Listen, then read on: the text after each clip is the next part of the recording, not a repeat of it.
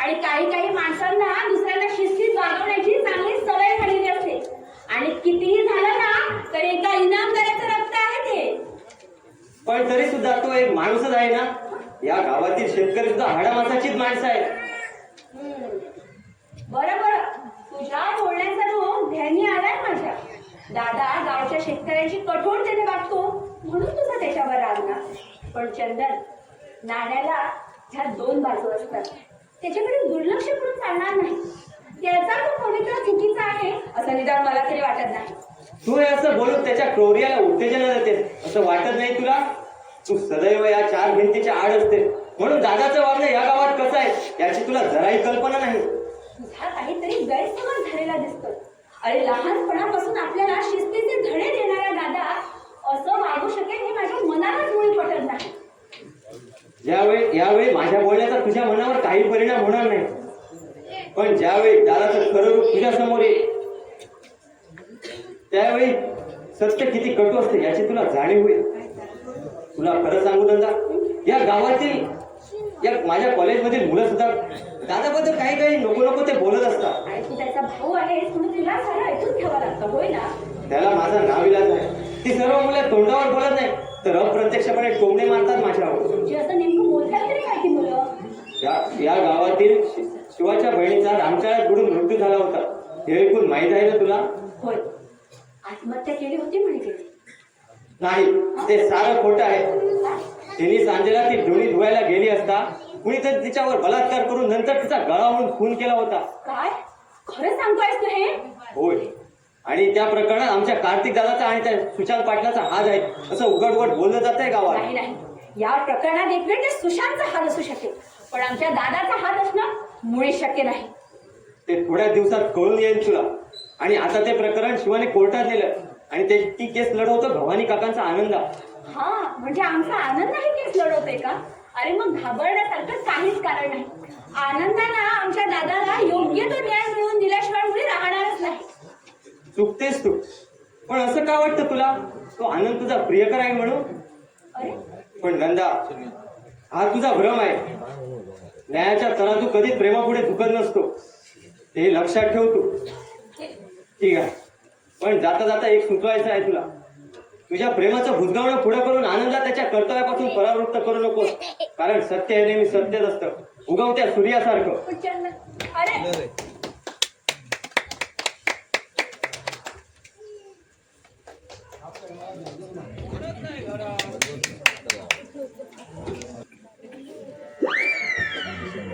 या 15 दिवस आहे ना तर ह्या बाबा ह्या असा दाखला यांच्याने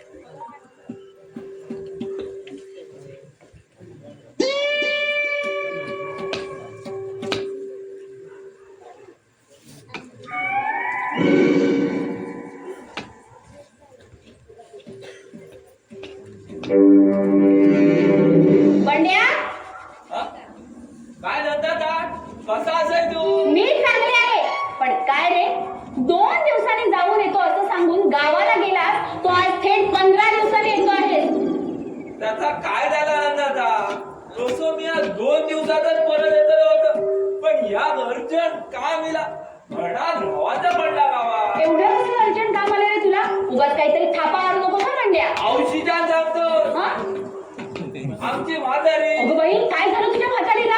कसा काय दाबला आमच्या म्हातारी? पण ती आता थोडी थकली असं ना. मुलां तिकडं सुनेचा तोंड बघूची घाई लागलेली असं. मग तिची ती इच्छा तू पूर्ण केलीस की नाही? मग ह्या काय इथे आणा जरा मी चढू बघून दिला. अगं बाई. पसंत सुद्धा पडला. काय सांगतोस काय? मुलगी सुद्धा पाहून आलायस तू? होय तर. पण काय रे, मुलगी दिसायला कशी आहे? असं आपली 4 चौघांसारखी काळी सावळी पण एकदम सुंदर पोरग्या करूचा तरी काय असा माका आमची वडीलधाऱ्या माणसाचा सुंदर पोरग्या नवऱ्याक संकट तेव्हा मी आपली काळी सावळी पोरगी पसंत केलं. चांगलाच बेरकी आहेस ना बंड्या. पण काय रे, लग्नाचा मुहूर्त कधी ठरवून आलाय? तसं अजून मी काय ठरवलं नाही पण मे महिन्यात करूचा असं म्हणत.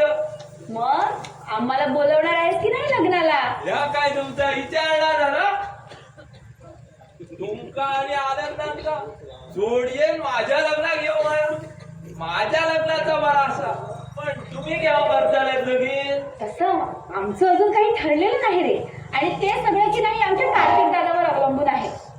मग ठरले साहेब ना ते तुमच्या लग्नात नक्कीच होकार देतले.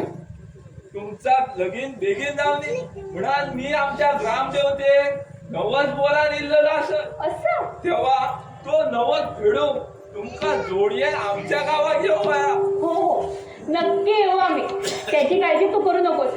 पण काय रे, गावावरून येताना माझ्यासाठी काय आणणार? मग या काय विचारणार झाला तुमच्या आवडीचे शेंगदाण्याचे लाडू घेऊन येणं भरपूर आणलेले दिसतायत लाडू. भरपूर पैसे असलेले 20-25. बरं बरं, हे बघ तू गावावरून थकून भागून आला असेल तेव्हा मी चहा करते तुझ्यासाठी. तसं मी अजून ताजं तवानो असं आमच्या गावात एकटीत बसलो तो हैसर घेऊन जात सगळं 2-3 तास प्रवास. तरी सुद्धा थोडा चहा घेऊन आणते तुझ्यासाठी. बर चहा घेऊन मी हातच येतोय.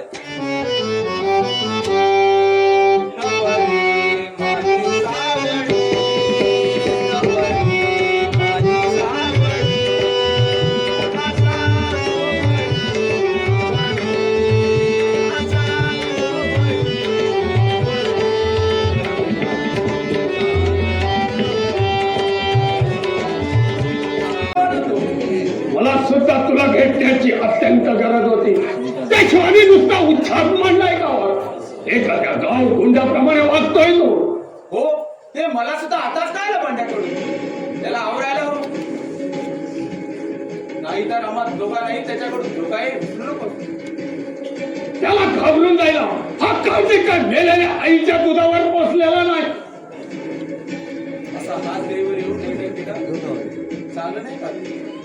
कारण क्रोध हा अग्नीसारखा अपसमाजात त्याला वारा लागला मग त्याचा वणवा आणि मग त्या वणव्यात सर्व कोमल भावना चिजवून राग होतो. आणि हा क्रोधाचा वणवा एकदा भडकला की तो आवरता आवरत नसतो. तो शिवा एका शेतकऱ्याचा पोरगा आणि माझ्यासारख्या इनामदार पुत्रानं त्याला घाबरून गप्पा बसायचं म्हणताय तू? नाही सुशांत, माझ्या आजवरच्या उभ्या आयुष्यात मी भाला पाणी पाजलंय. तिथं त्या गावंडळ शिवाचं काय घेऊन बसला असतो. तुझ्या सामर्थ्याची मला पूर्ण कल्पना आहे का? पण त्याच्या बहिणीच्या वेगाने त्याची परिस्थिती ढासळलेली आहे. तेव्हा हळूवारपणे त्याला 2 छोटीच्या गोष्टी सांगून त्याला ताळ्यावर आणायला हवं. त्याची ती बहीण तिच्या कर्मानं मेली. तिचा हा त्रास या गावाने का म्हणून सहन करायचा? मी ते म्हणतो तिनं आत्महत्या केली हे साऱ्या गावाला माहित आहे. मग तो शिवा कसा सिद्ध करणार? झालं त्याने ते प्रकरण कोर्टात दिलं असं ऐकलंय. आणि ते केसचं वकिली पत्र त्या आनंदाने आपल्याकडे घेतलंय असं कानावर आलंय माझ्या. येईना का वकिली पत्र? हे संधी उभी राहायला भक्कम पुराव्याची गरज असते हे कुठं ठाऊक आहे त्या आनंदाला?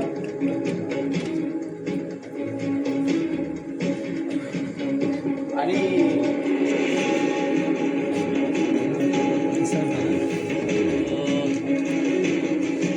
तुला एक चान्स आहे का तो कसला?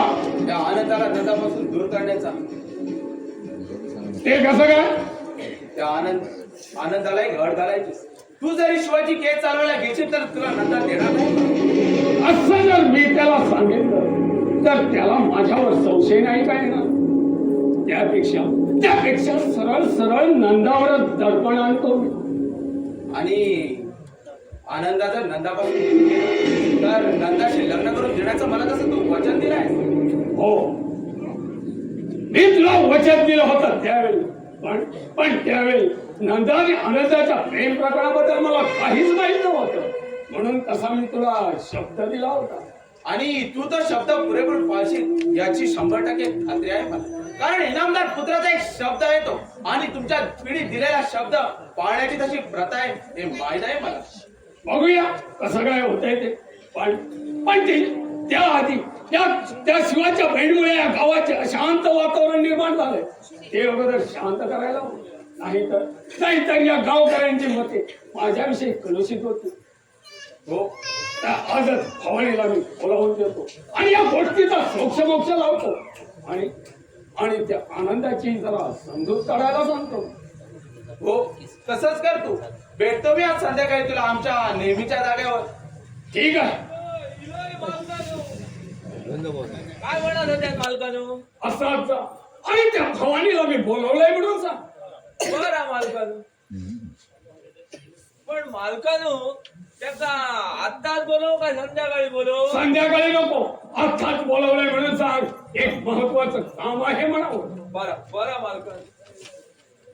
पण मालकानो त्याने कसला काम असा म्हणा विचारला तर काय सांगा? ते मला माहित आहे म्हणून सांग. समजलं? हो आत्ताच हा ग्लास सारख्या फिट झाला. तो धावत जात आणि परत येतो. जा लवकर. दादा तुला चहा आणू का? नको. नंदा, जरा मला तुझ्याशी महत्वाचं बोलायचं होतं. अरे मग बोल ना. सध्या तुझ्या भवितव्याची चिंता सतावते. मन शांत असलं की जीवन सुखी होतं. दादा आजच तुला माझ्या भवितव्याची काळजी वाटण्याचं कारण? यापूर्वी असं कधी बोलायचं आठवत नाही मला. क्षणाला माणसाच्या स्वभावात फरक पडत असतो नंतर.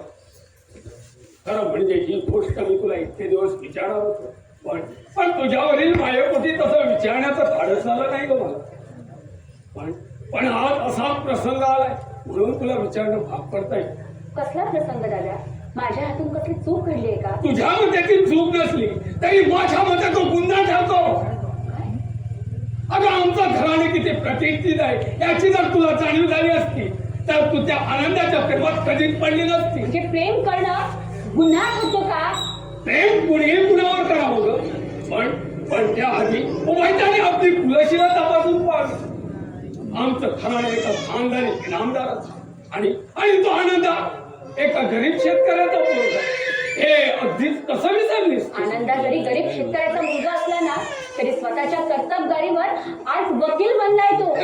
त्याच्या त्या वकिलीला या गावात विचारतोय कोण? तो जर काही तर राहिला तर स्वतःची किंमत स्वतःच कमी करून घेणार आहे.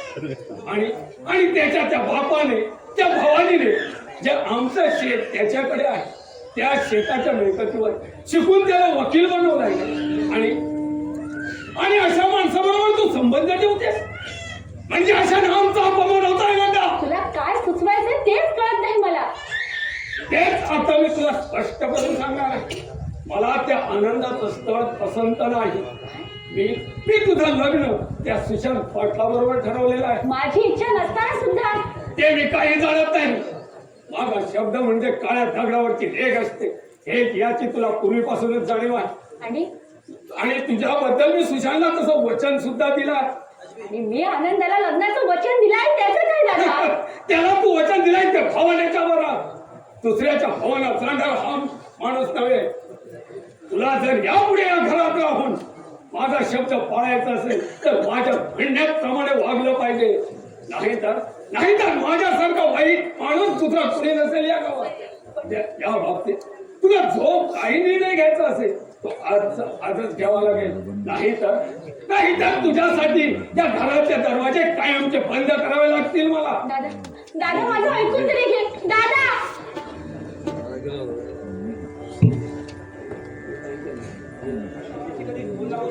पण दोन वाघ पिसाळला तर त्या माणसाचा फडशा पडू शकतो हे विसरून चालणार नाही. आनंदा, वाघ हा एकटा असतो आणि माणसाचा कळप हा मोठा असतो हेही तितकंच खरं आहे कार्तिक. अरे वकिलीची कागदी पदवी जरी तुझ्याकडे असली ना तरी एखादी केस जिंकल्याशिवाय खराखुरा वकील होणार नाहीस. याची जर तुला जाणीव झाली असती ना तर असले फुकटचं तत्वज्ञान माझ्या तोंडावर फेकण्याचा दुबळा प्रयत्न कधीच केला नसता.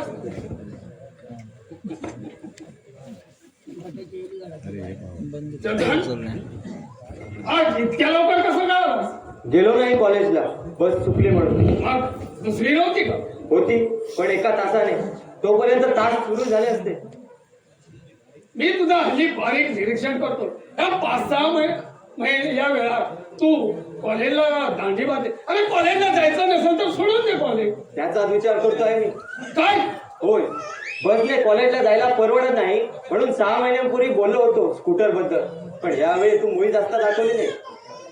अरे स्कूटर काही 100-50 रुपयाला येत असते. होय माहिती आहे मला. 60-70 हजार रुपये पडतात. दरवर्षी आमच्या तिजोरीत 4-5 लाख रुपयाची भर पडते आणि मला स्कूटरसाठी 70 हजार रुपये नाही याचीच खेद होते मनाला. म्हणजे मला पैशाचा हिशोब विचारतोयस तू? तसं मी तुला एका शब्दाने विचारलं नाही. मला स्कूटर घेऊन द्यायची नसेल तर देऊ नकोस, पण आपले भलते आरोप करू नकोस माझ्यावर. थांब, मला तुला एक सूचना करायची आहे. कसली? आपल्या लग्नाचं आणि त्या आनंदाचं लफडं आहे माहीतच असेल तुला. लफडं नाही तर त्यांचं एकमेकावर प्रेम आहे. तेच म्हणतोय मी. प्रेमाची व्याख्या तू मला शिकू नकोस. मी त्या नंदाला न भेटण्याची सक्त वॉर्निंग दिली.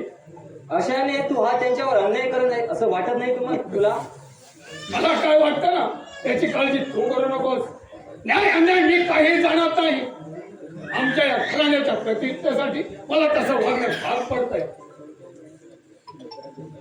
अरे एका शेतकऱ्याच्या पोराशी नंदाचं लग्न लावून देऊ. आमच्या या घराण्याची इम्रात मला वेशीवर टांगायची नाही. अरे विश्वासाला पात्र नसणाऱ्यावर मी कधीच विश्वास ठेवत नसतो. त्या आनंदने तुझं असं काय वाईट केलं म्हणून हा त्याच्यावर सूड बोलतोय? अजून त्याने काही केलं नाही तर तो करण्याच्या तयारीत आहे. तेव्हा त्याने पुढचं पाऊल उचलण्यापूर्वीच त्याची मी 2 पावले छाटून टाकणार आहे. ते तुला जमेल की नाही याची शंका वाटते मला, कारण एका वकिलाबरोबर सामना करणं म्हणजे उगाच त्याची बाजू घेऊन माझा अहंकार दुखू नकोस. त्याशिवाय हाताशी धरून माझी नाहक बदनामी करत सुद्धा येतो गावात, हे माहित आहे ना तुला. तू जर कसलं पाप केलं नसेल ना तर तुला काही भेण्याचं काही कारणच नाही. सत्य असं त्याचा उलगडा होऊन जाऊ दे कोर्टात. त्यांनी माझ्यावरील केस लढण्यासाठी कोर्टात पाय ठेवण्या अगोदर त्याला माझे पाय धरायला लावले नाहीत तर नाव सांगणार नाही कार्तिक इनामदार म्हणून. भवानी काकांचा निरोप देऊ मोठ्या मार्गाने धाडलेलं माग, पण येता असताना सहज म्हणत त्या अंग्याच्या घरात शिरलं. मग काय झालं त्याच्या घरात? नका अंदाज घडला. फुकटचा लपडाईला माझ्या. अरे बाबा कसलं लपडं ते सांगशील की नाही? त्याचा काय झाला, घराचा दार उघडाच होता म्हणून मी आपलं भूतच चाललं. अंग्यात हाक मारला. हाके का हो येईना, तेव्हा हळूहळू पुढे पुढे पुढे झरकत पाटल्या दारा पोचलं आणि त्याचा पोहा माका बघल्या आणि मोठ्यानं ओरडा लागला. मग काय केलंस तू? त्याची ती आरड ऐका माझ्या डोक्या भणभणला. मी आता का सांगलं, नको उगी राहा उगी राहा उगी राहा.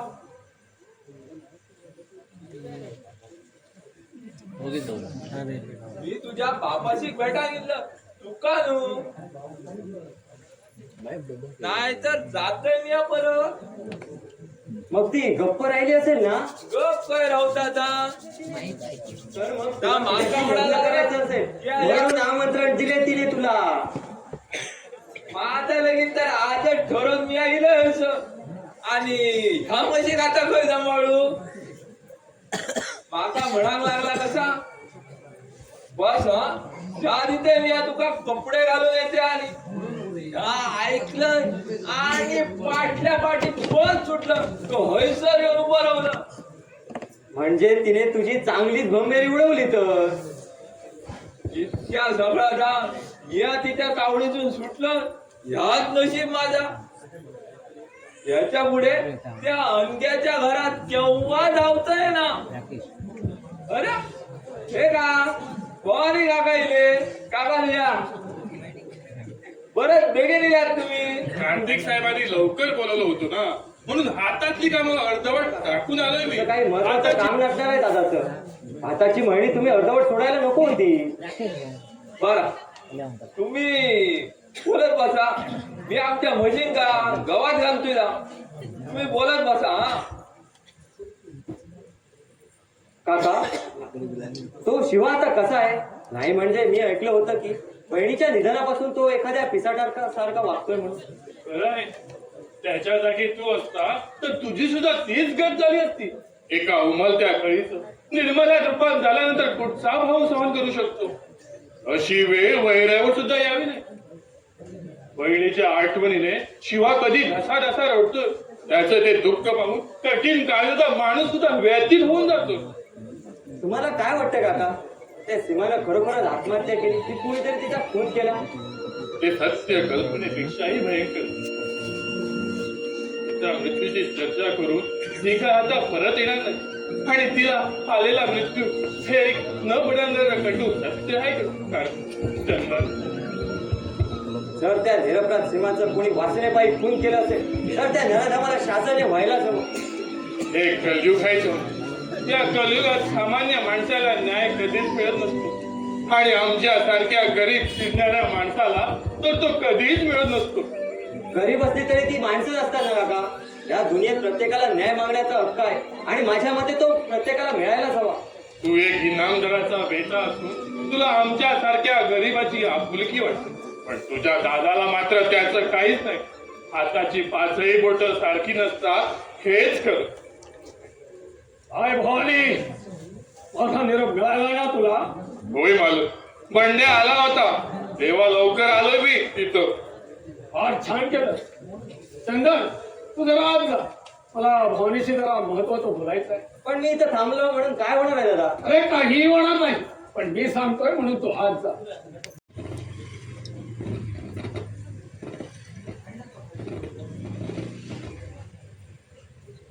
तर भवानी, मी तुला इथं कशासाठी बोलावलंय याची थोडीफार कल्पना असेलच तुला? नाही मालक, या गरीब आम्हाला ते कसं कळलं? तुम्ही तर आमचे अन्नदाता आहात. म्हणजे आमच्या खाल्लेल्या अन्नाची जाणीव आहे तर तुला? मला वाटलं तर तुम्ही माझ्याशी बेमान झालाच की का? या भवानीकडून तशी आगळी घडणे शक्य नाही मला. तुमच्याचमुळे तर आम्ही हे जग पाहतोय. तुमच्या वडिलांनी ती पठारावरची जमीन मला बक्षीस म्हणून दिली, म्हणूनच तर आज आमचा संसार असा सुखाने चाललाय. आमच्या बाबांच्या हयातीत तो आमच्याकडे नोकर म्हणून प्रामाणिकपणे वागत होता, कसलीही अपेक्षा न धरता. म्हणूनच ती पठारावरची जमीन बाबाने तुला बक्षीस म्हणून दिली होती आणि त्या जमिनीच्या जोरावर तू तुझ्या मुलाला त्या आनंदला शिकून वकील बनवलाय. होय होय मालक, हे तुमचेच उपकार. आणि तो तुझा मुलगा आनंदा हे उपकार विसरून माझ्याशी दुश्मनी करू पाहतोय. आमचा आनंद तसं काही करणार नाही याची मी तुम्हाला हमी देतो. तुझ्या हमीची भीक नकोय भवानी. यापुढे तुझी ती पठारावरची जमीन मी माझ्या ताब्यात घेणार आहे. तसं करू नका मला. त्या जमिनीत कबाड कष्ट करू ती जमीन मी लागवडीस आणली आहे. माझ्या कुटुंबाचं सारं जीवन सध्या ह्याच्यावरच आहे. तुम्ही जर त्यावर आपला हक्क साबित केला तर आम्हाला आणखी दुसरा आधार उरणार नाही मला. पाठीवर मारा पण पोटावर मारू नका मला. ते मला काही सांगू नकोस. माझ्याशी उघड उघड सामना करणाऱ्याची काय गत होते ते या साऱ्या गावाला दाखवून देणार आहे. ते आनंदाचे बोलणं मनावर घेऊ नका मला. वाटल्यास मी तुमचे पाय धरतो. काका, हे तुमचे पवित्र हात एका पाप्याच्या पायांना लावून विटाळू नका. ज्याला लहानपणी तुम्ही आपल्या अंगा खांद्यावर खेळवलं त्याच्याच पायावर लोळण घेण्याची याची लायकी नाही. शिवा, माझ्याच घरात येऊन माझाच अपमान करतोय तू. हा कार्तिक म्हणजे एका गावातील शेलपट शेतकऱ्याचा पोरगा वाटला की काय तुला? आता बंदुकीला तुझा आवाज कामचं बंद करून टाक. आहेस तिथंच थांब, नाहीतर बंदूक उचलण्यासाठी वर घेतलेले हे तुझे दोन्ही हात या फरशीच्या सहाय्याने कलम केले जातील. शिवा, काय करतोस ते? तुला हे शोभत नाही. चल भाऊ, आपण घरी जाऊ. नाही काका, एका गोष्टीचा जा विचारायचा आहे मला याला. मला माझ्याच घरात येऊन मला जा विचारणारा तू कोण? तुझा बाप बोल. त्या दिवशी सीमाचा खून झाला होता त्या दिवशी तू कुठं होतास? मी त्या दिवशी मी सुशांत पाटलाबरोबर तालुक्याला गेलो होतो. माझं एक महत्वाचं काम होतं म्हणून. सीमाच्या खून प्रकरणात मला निष्कारण गोवण्याचा प्रयत्न करू नका शिवा. तुला ते फार महागात पडणार आहे.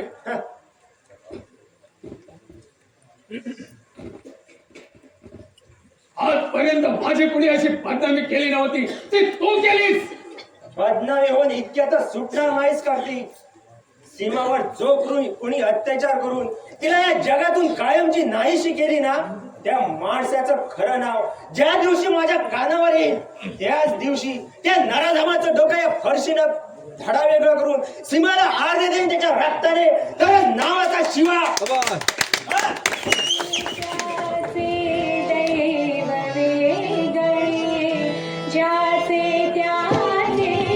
दैव वेगळे, काय घडते जगा वेगळे, काय घडते जगा वेगळे. ज्याचे त्याचे दैव वेगळे, ज्याचे त्याचे दैव वेगळे, काय घडते जगा वेगळे, काय घडते जगा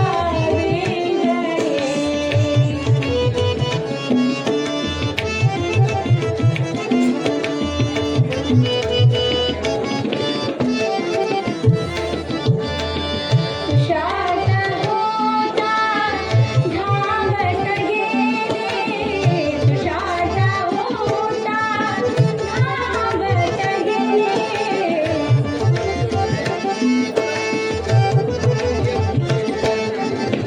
तुषार होता धावत गेले, तुषार होता धावत गेले. शुद्धार भागले व्याकुळ झाले, शुद्धार भागले व्याकुळ झाले. ज्याचे त्याचे दैव वेगळे, ज्याचे त्याचे दैव वेगळे, काय घडते जगा वेगळे.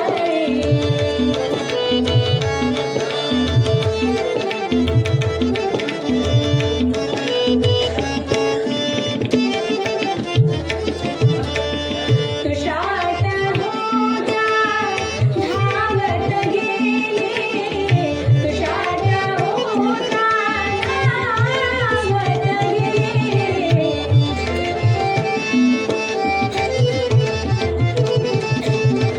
तुषार होता धावत गेले, शुद्धार भागले व्याकुळ झाले, शुद्धार भागले व्याकुळ झाले. ज्याचे त्याचे दैव वेगळे, ज्याचे त्याचे दैव वेगळे, काय घडते जगा वेगळे, काय घडते जगा वेगळे, काय घडते, काय घडते, काय घडते जगा वेगळे. म्हणजे कशाबद्दल बोलतोयस तू? जसं काय तुला माहितच नाही. अगं त्या सीमा खून प्रकरणात तो आनंदा कोर्टात केस धरला आणि कार्तिकची त्यातून निर्दोष सुटका झाली. बिचारा आनंदा वकिलीची परीक्षा पास होऊन आपली पहिलीच केस हरून आपल्या नावाला काळीपासून बसलाय.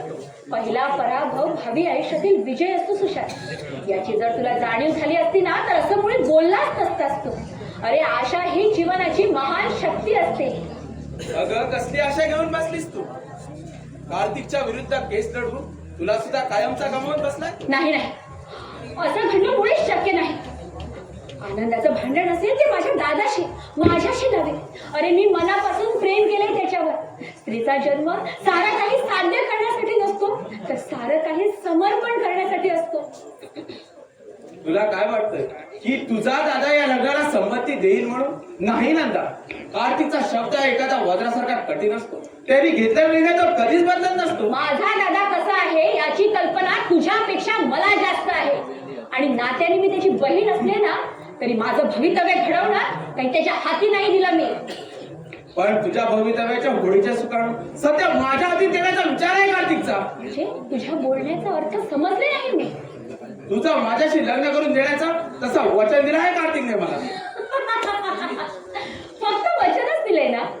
अरे दिलेलं वचन पाळायला माझा दादा काही रामाचा अवतार नाही आहे.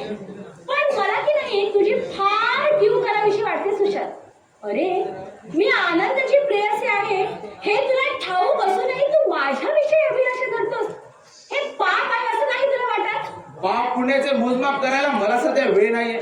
मी फक्त जाणतोय तो व्यवहार आणि तो कसा पूर्ण होईल हेच लक्ष असतं माझं. या तुझ्या बोलण्यावरून मला असं वाटतंय की तू माझ्या दादावर काहीतरी बळजबरी करून हे वचन घेतलं आहेस माझ्या प्राप्तीसाठी. यावेळी तुला काय वाटते ते वाटत ते मला त्याच्याशी काही घेण्यात येणार नाही.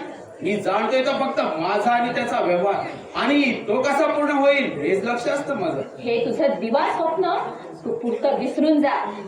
कारण दादाने माझ्यावर किती बळजबरी जरी केली ना तरी या जन्मी मी तुझी मुळीच होणार नाही. अरे श्रद्धा ही सामर्थ्यवान असते आणि कुठल्याही गोष्टीवर श्रद्धा असल्याशिवाय माणूस जिवंतच राहू शकत नाही. पण माझा असा अवेअर करायला माझ्यात कुठल्या दुर्गुणीच नाही तुला. त्यामुळे तू मला विचारणे अगोदर स्वतः ना अंतर्मुख होऊन पहा म्हणजे साऱ्याची उत्तरं आपोआपच मिळतील तुला.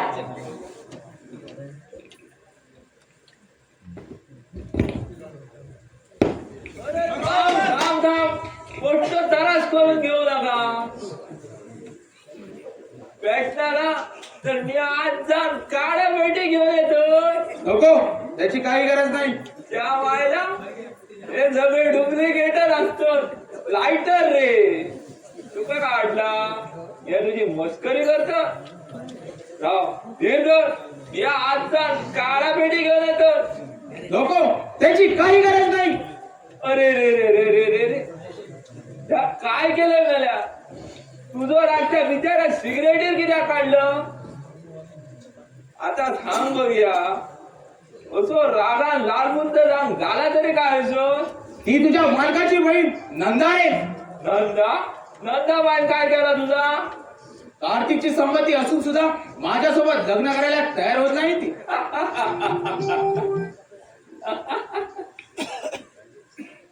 काय रे असं हसायला काय झालंय तुला. हसायला का तर काय रडा. अरे आमचा नंदाबाई घर आणि तिया गो. अरे कावळ्याचा कधी कोकिळे बरोबर लगीन झालेला ऐकलंय तिया. कोण सांभाळून कोण आहे ते. अरे तिया कोण असो आणि कसो असो त्या सगळा माहित असा माका. आमच्या नंदाबाईचा लगीन आनंदाबरोबर ठरलेला असताना त्यामध्ये तांदळातलो गुणो कसो कटमटतय कित्या. तुला माहित नाही पण त्या कार्तिकने मला नंदाबरोबर लग्न करून देण्याचं तसं वचन दिलाय. सांग तो पिसो मारे दिया. तो काय तुझा बापूच असा. पण तिचा भाऊ तरी आहे ना. अरे कसले भाव आणि कसला का. आजकाल आपल्या आऊजी बापा तिचा पोरा कोण ऐकणार ना. ते का बाप भावाचा ऐकतली. माझ्या पिशाचा ऐक काहीतरी या बराचा जोडू बघ आणि लगीन करून टाक. नाहीतर आमच्या नंदाबाईचं जप करीत राहूची आणि ओसोत म्हातारो अशी. नाही मी लग्न करणार नंदाचीच करणार. काय म्हणते कोणाशी लग्न करण्याची प्रतिज्ञा करतो ह्या पाटलाचा पोरगा. का आमची नंदाबाई खूप खूप आवडता घर. असं मग वेळ कशाला कर म्हणावं लग्न. पण त्या अगोदर या माझ्या पर्शीची धार पाहून घे म्हणावं. पर्शीची धार बघला तर खालचून पॅन्ट ओली करून टाकतो ना ह्यो. शिवा काय हवंय तिला. कशाला आलायस तू इथे. तुझा तेराव घालायला. आम्ही कोर्टात केस हरलो म्हणून तू म्हणे गावात पेढे वाटत होता. कसले पेढे. अरे पेढे हे पेढ्यासारखे असतो. असंच झालं दी म्हणे माका. शिवा तुला कोणीतरी चुकीची बातमी दिली. मी कोणाला पेढे मी नाही वाटले. वाटलेस किंवा नाही हे मला चांगलंच ठाऊक आहे. अरे खरा काय तर एकदा बोल. पण ते बिन मातीचे बुगोटे कशा मारत तुझा गर्व तियात दिसताना मी आपला ते माझ्या कामा आमचे भोरे म्हशी औषध अडून तिका बरा नाही हा चल येते मी अशी उगाच माझ्याशी खुसपट काढून मला डिवचण्याचा प्रयत्न करू नको. मला ही तुमची भानगड काहीच माहिती नाही. असा साळसूटपणाचा हा म्हणून स्वतःची कातडी बजावण्याचा प्रयत्न करू नकोस. तुला मी पुरा ओळखून आहे. या गावात खणणाऱ्या प्रत्येक गुन्ह्यात तुझं नाव पुढे असतं हे ऐकून माहीत आहे मला. तुझ्या रूपाने या गावाला लागलेलं हे ग्रहण तुझा खून करून मी ते दूर करणार आहे. अरे पण माझ्या जीवावर हा कशाला उठतोयस तू? यापूर्वी सुद्धा आणि आता सुद्धा मी तुझ्या वाटेला केव्हाच गेलो नाही. पण माझ्या बहिणीच्या गुन्ह्यामागे तुझाच हात आहे हे कोणीतरी सांगितलंय मला. हे सांग खोटं आहे. हे सगळं खरं आहे सुशाल. एकदा सीमाश्री गजाननाच्या मंदिरात दर्शनाला गेली असता तिला एकटी आहे असं पाहून तू तिच्याशी लगट करण्याचा प्रयत्न केला होता. हे तरी खरं आहे ना? अरे सीमा मला माझ्या बहिणीसारखी होती आणि मी तिच्याशी असं असभ्य वर्तन करीन असं कसं वाटलं तुला? सीमाला हवाचं नातं लावून तू तुझ्या काळ्या कृत्यावर पांघरून घालण्याचा प्रयत्न करू नकोस. सीमानं आल्याबरोबर ही गोष्ट माझ्या कानी घातली होती. यावेळी मी तुझा खात्मा करण्यासाठी घरातून यायला निघालोच होतो. पण वाटेत भवानी काकाने मला अडवून माझी समजत काढून घरी नेलं. नाहीतर त्याच दिवशी तुझा कोतळा काढून तुझ्या अंगणात वाळत घातला असता. तुझ्या बरोबर काय बोलावं तेच कळत नाही मला. ये कार्तिक अगदी वेळेवर आलायस तू. नाहीतर काय एखाद्या भागानं फाडून खाल्ला असता की काय तुला? सध्या तरी तशीच वेळ आली होती माझ्यावर. उगाच घाबरतोयस तू. अरे नका छाटलेला वाघ काहीच करू शकत नाही. नख छाटली गेली तरी त्याच्या जबड्यातील दाग मजबूत असतात आणि सावजाचा घटाघटा रक्त पिण्यासाठी तो त्याच दातांचा जास्त उपयोग करतो. कार्तिक येतो मी. गावात मला एका माणसाला भेटायचं आहे. संध्याकाळी भेटतो मी तुला. शिवा त्या आनंदाच्या नादाला लागून नाहक मला कोर्टात खेचून तुमच्या दोघांचंही असं करून घेतलं आणि इतकं सगळं होऊ नये तू परत माझ्या वाड्यात पाय ठेवशील असं वाटलं नव्हतं मला. तुला काय वाटलं मी इथं तुझी माफी मागायला आलोय? मला तसं वाटतं साहजिकच. मग अंदाज साथ चुकलाय तुझा. मी इथं आलो होतो तो तुला सावधगिरीचा इशारा देण्यासाठी. खऱ्या मर्दाला सावधगिरीच्या इशाऱ्याची गरज नसते शिवा. अस्सल कुळात जन्म झालाय माझा. तुझ्या या पोकळ धमक्यानं घाबरायला मी म्हणजे सुशांत पाटील समजू नकोस. नाहक माझ्यावर खोटा आरोप करून सध्या तू माझं भान झुकवलं आहे. त्यामुळे माझं भान डोलामान झालंय. पण मी सर्व काही विसरून जायला तयार आहे. तू तुझं काळ कृत्य सहज विसरून जाशील पण मी ह्या जन्मी तरी हे सगळं विसरणं शक्य नाही. समज असा प्रसंग तुझ्या बहिणीवर नंदावर झाला असता तर काय केलं असतंस तू? तुझ्यासारखं डोकं फडकावून न घेता शांतपणे विचार केला असता आणि नंतरच पुढचं पाऊल उचललं असतं. कारण सत्य आणि असत्य याच्या 4 बोटाचं अंतर असतं. या तुझ्या बोलण्यावरून मला आता असं वाटू लागलंय की यात काहीतरी काळवेर नक्कीच असावं. नुसत्या तर्क करून उगाच राईचा पर्वत करू नका शिवा. कुठल्याही गोष्टीला भक्कम पुराव्याची गरज असते. तू त्या आनंदाला अजून ओळखलेला नाही. सीमाच्या खुनाचा आळ घेऊन मला बदनाम करण्यासाठी त्याने तुझ्या रूपानं माझ्यावर व्यस्त सोडलेला आहे. पण त्याला काय माहित मी त्याच्याही पापाचा 13वा जन्माला माणूस आहे म्हणून. नाही खाणं नसलं वाईट कृत्य कधीही करणार नाही. आणि तुमची नंदा त्याच्यावर प्रेम करते हे साऱ्या गावाला माहीत असताना तो साधा मुळा आहे शिवा. त्याचे ते वकिली गाव पेच तुला कधीच कळणार नाही. अरे जो माणूस इतरांपेक्षा 4 बोटं जास्त शिकलेला असतो त्याचं डोकं त्या ठिकाणी जास्त वेगाने चालत असतं. त्या सीमाच्या उरामागे त्या आनंदाचा हात नसेल कशावरून? छे छे, तुझ्या या बोलण्यावरून माझी मते एकदम गुंग होऊन गेली. विचारांच्या वावटळीत मी गरागरा भोवतोय. खरं काय आणि खोटं काय याची मला शहानिशात होत नाही. माझं देश आता शांतपणे घरी जा. आणि त्या आनंदाच्या पांढऱ्या पोशाखा हलकीचा खाली कृत्य तुला पाहायचे असतील तर आणखी थोडे दिवस घेत जा.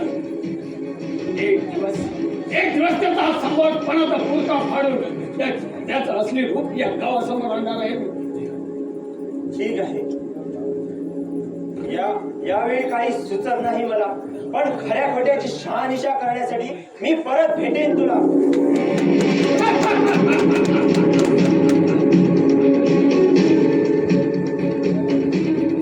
मालक, मी आपल्याला भेटायला ती जमीन माझी आहे. माझ्या जमिनीत वाटेल ते करू शकतो. एका महिन्यापूर्वी ती जमीन तुला मी माझ्या ताब्यात दे म्हणून सांगितली होती, पण तू तुझ्या वकील पुत्राच्या जोरावर ती माझी मागणी हुडकावून लावलीस. म्हणूनच असा पवित्र घेणं भाग पडलाय मला.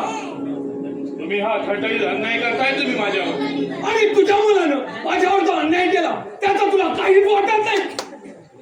मी तुला त्यावेळी सांगितलं होतं आणि आताही सांगतोय, ती पठारावरची जमीन माझ्या ताब्यात देऊन मोकळा हो.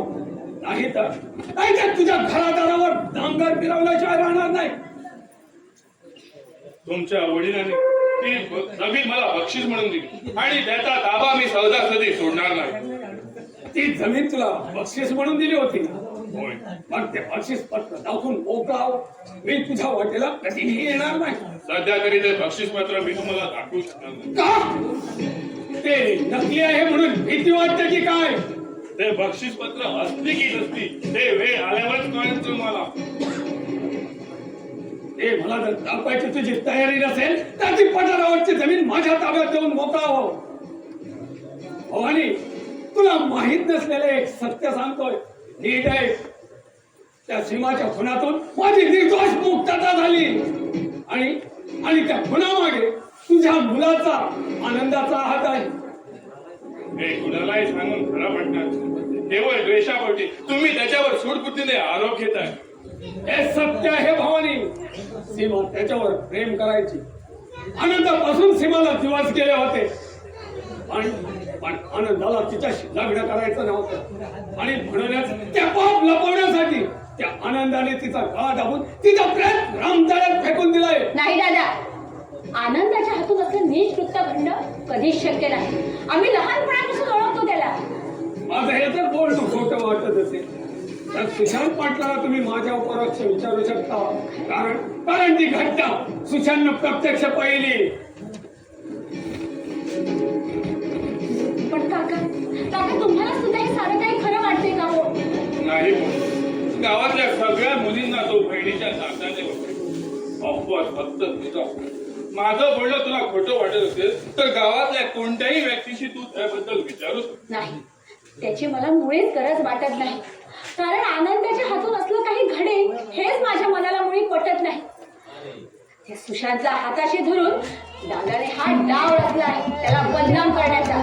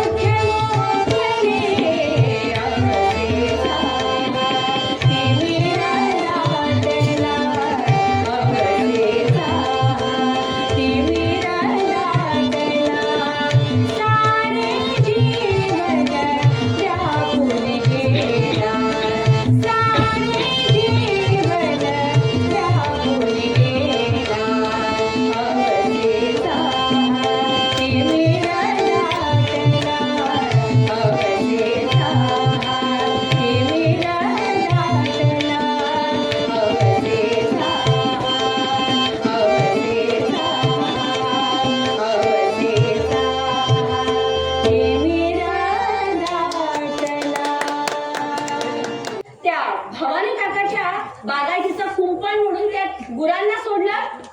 औशीच्या नंदे नंदबा यातूतला माका काही एक माहित ना.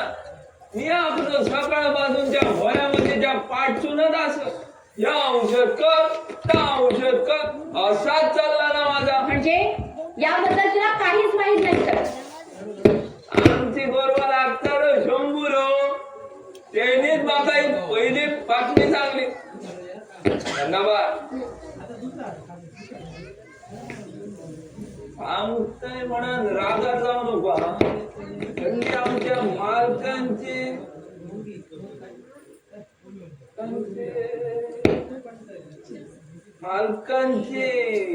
वातावरण बरोबर दिसत ना. खरंच मला सुद्धा आता हे कळून चुकलं. पण दादाला याची जाणीव कुठे आहे? आता सर्वस्वी त्या परमेश्वराच्या हाती आहे.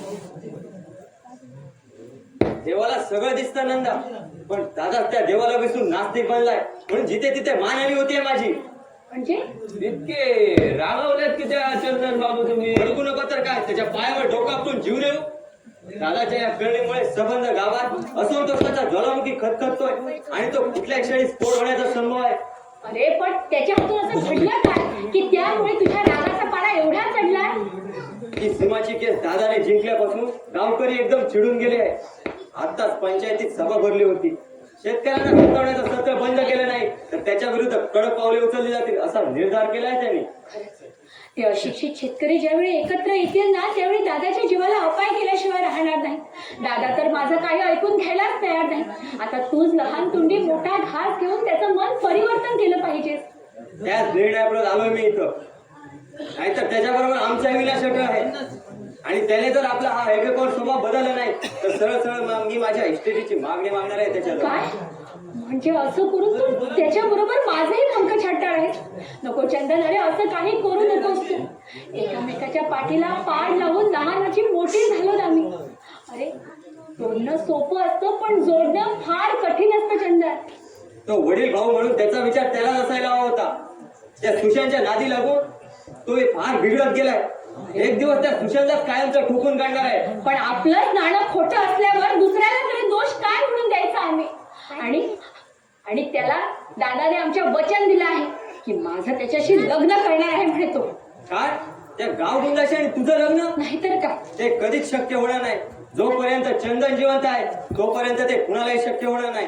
जर जबरदस्तीने तुझी बरात त्या सुशांत पाटलाच्या घरी गेली तर मग माझी प्रेतयात्रा त्याला स्मशानात नेवी लागेल.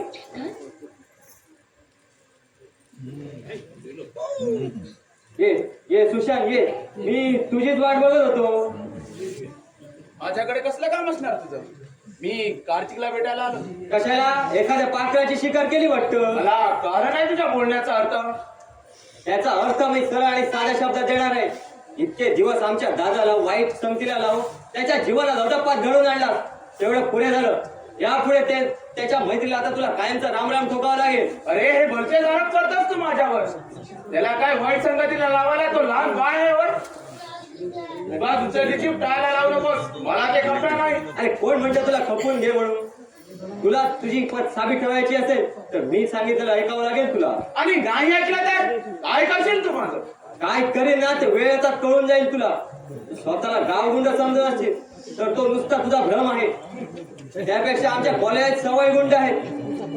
काही वर्षापूर्वी एका विनयभंग प्रकरणात एका राजकारणी माणसाला त्याच्या पदाचा राजीनामा देण्यास सिंहाचा वाटा होता. हे ऐकून माहितच आहे ना तुला? हो, तो एक राजकारणाचा भाग होता. पण आमच्या या गावात माझा किती दरार आहे माहित आहे ना तुला?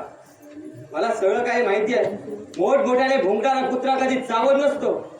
बोक्याला जर वाघाची उपमा दिली तर ती त्याला शोभून दिसत नाही.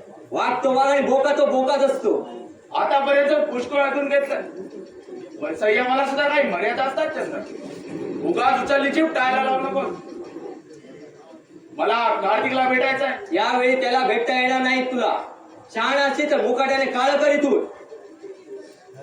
हे तुझं बोलणं कार्तिकच्या कानी पडलं तर तो थोबा डरवायला कमी करणार नाही तो. ते आमचं आम्ही पाहून घेऊ. तू आता इथून निघतो की घालू पेकाटात जा? पण सध्या तरी ही चाल माझ्या पट्ट्यावर पडलेली आहे.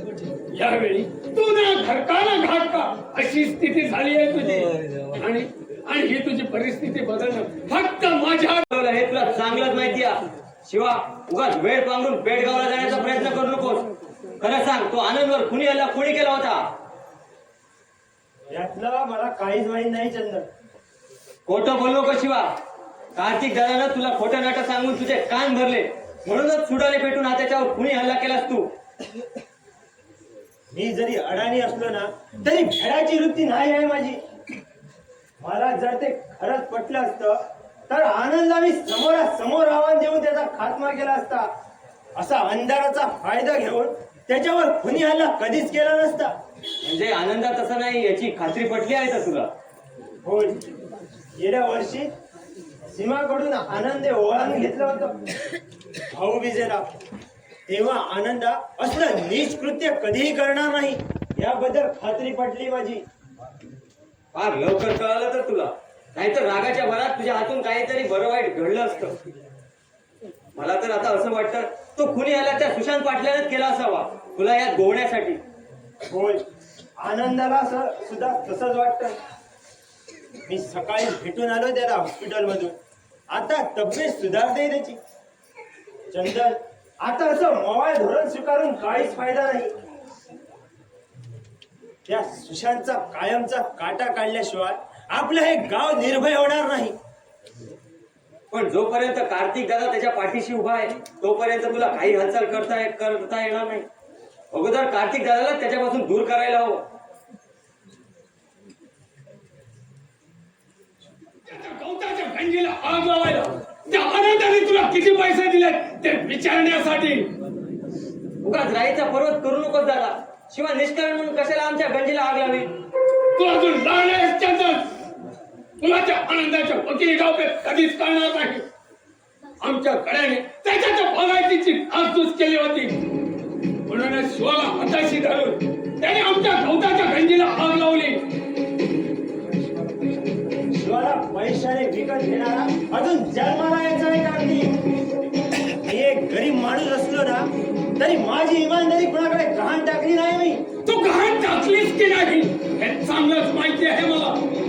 तुझ्या रक्ताच्या बहिणीचा अत्याचारानं खून करणाऱ्या त्या आनंदाला तू पाठीशी घालतोयस. त्यावरून तुझ्या इमानदारीची कल्पना येतेच मला. कार्तिक, इतके दिवस मी तुझं बोलणं निमूटपणे ऐकत आलो माझ्या बहिणीच्या वियोगाने व्याकुळ होऊन. पण आता मला सत्य काय आहे ते कळून चुकलंय.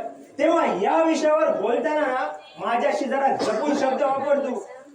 नाहीतर माझ्यासारखा वाईट माणूस दुसरा कोणी नसेल या जगात, हे लक्षात ठेव.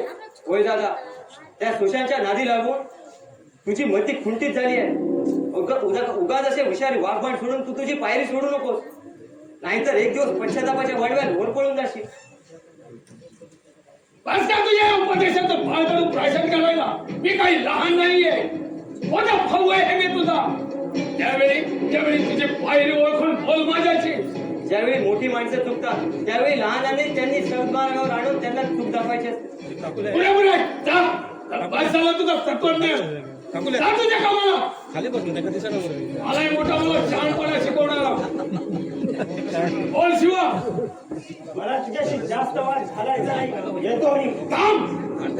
जाण्यापूर्वी मी काय सांगतोय ते ठीक ऐक, नंतरच जा. काय ते?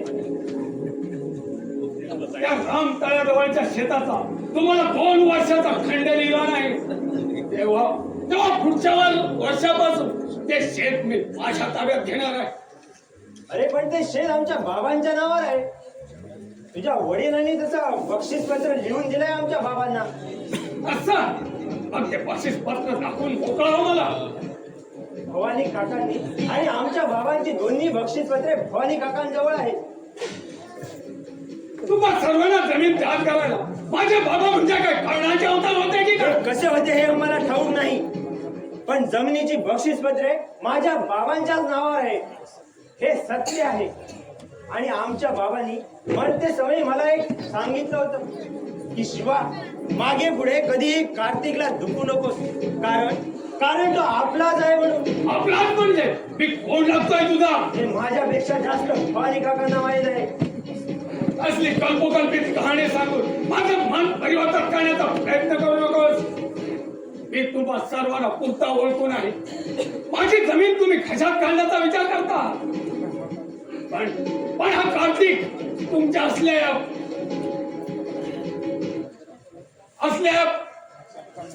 नाटकाला फासणार नाही. असाच जा आणि त्या फवानीला मी बोलावलंय म्हणून सांग. त्या गोष्टीत आजच सोक्ष लावतोय. ठीक आहे, त्यांना सोबत घेऊन येतो मी. आणि ती येताना दोन्ही बक्षीस पत्र ठेवून यायला सांग त्याला. बरं.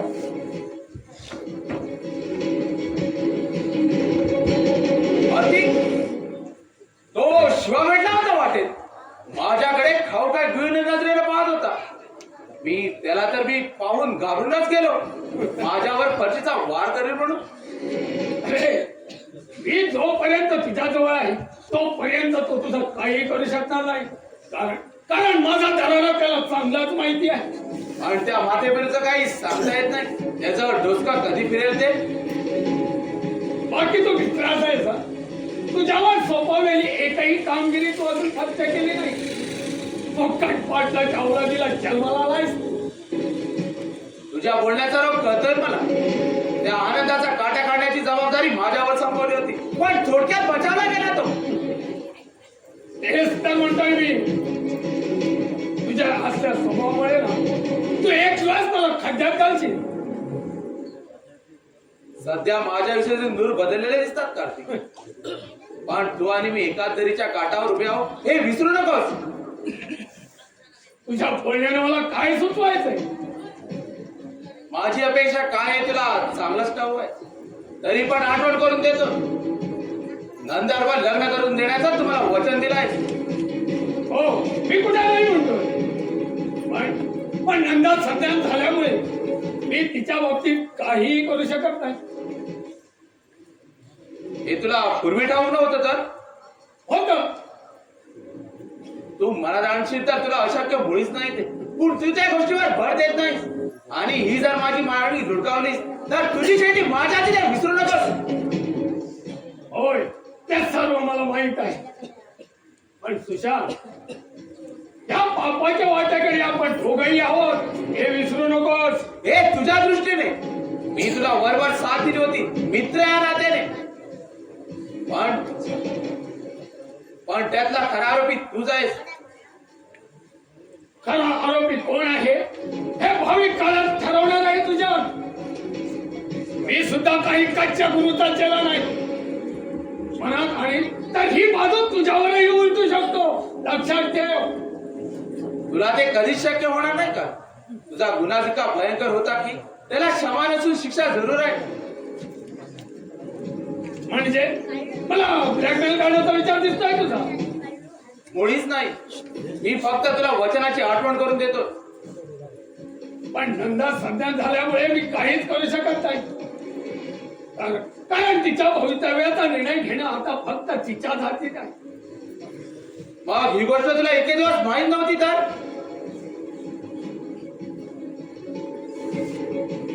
होती, पण तिच्या नाही तर मागास पासून ह्याच सांगते का? याचा आपला वाजाय ना टुनटुना वाजाय जा ना. जा, तू गावाकडे जा आणि येताना ना थोडी खासकुली घेऊन ये. ह्या काम वाजा आमच्या परा ते खूप गावतात. त्यातली 4-5 कणसा घेऊन येतं.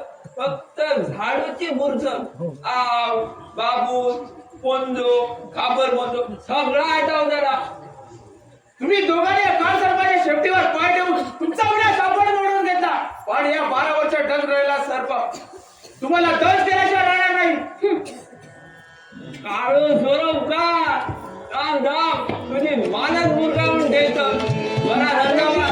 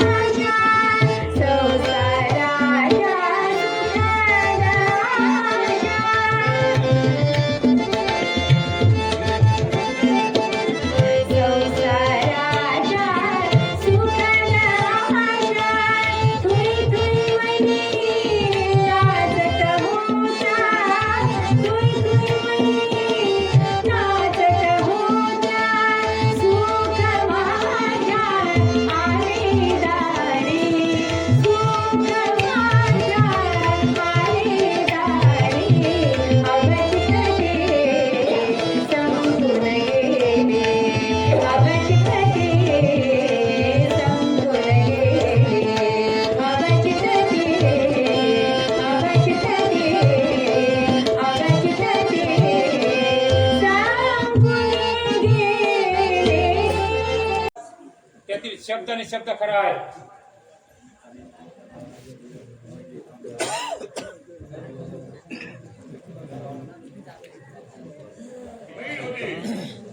होय, ती माझी सख्खी बहीण होती. हा कार्तिक तिचा भाऊ होता.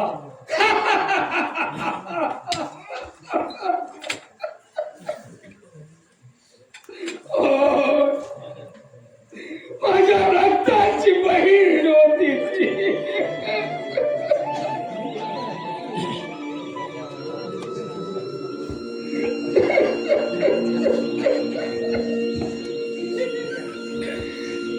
कार्तिक, कार्तिक, शिवा,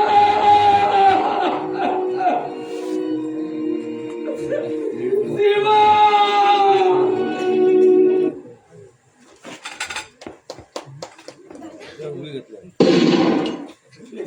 लेट पेटले लेट डुळे पैसा